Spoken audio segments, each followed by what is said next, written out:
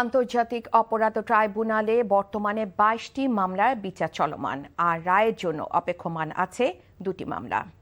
ঈদের পরই এসব মামলার রায় হবে বলে আশাবাদ জানিয়েছেন chief prosecutor advocate Aminul Islam.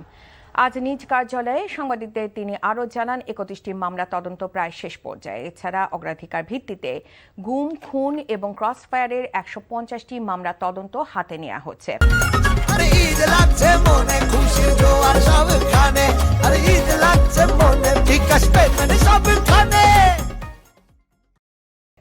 July অভ্যুত্থানের সময় নরসিংদী, যাত্রাবাড়ি, মোহাম্মদপুর, রাজশাহী সহ দেশের যেসব স্থানে সবচেয়ে বেশি হত্যাযজ্ঞ ঘটেছে সেসব মামলা তদন্তে বিশেষ গুরুত্ব দেওয়া হচ্ছে বলেও জানান চিফ প্রসিকিউটর।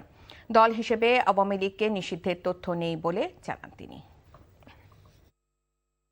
জানুরূপা, মোজাম্মেল বাবু, পররাষ্ট্রমন্ত্রী দীপমণি, তারা যেহেতু হেফাজতে আছে তাদেরকে আমরা প্রোডাকশন চেয়েছি।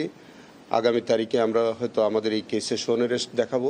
তারা সকলে সম্মিলিতভাবেই এই হেফাজতকে এরকম করে ম্যাসাকার করবার জন্য তাদের একটা পূর্ব পরিকল্পনা ছিল এবং পরিকল্পনা মাফিকই তো সেই কাজটা করেছে।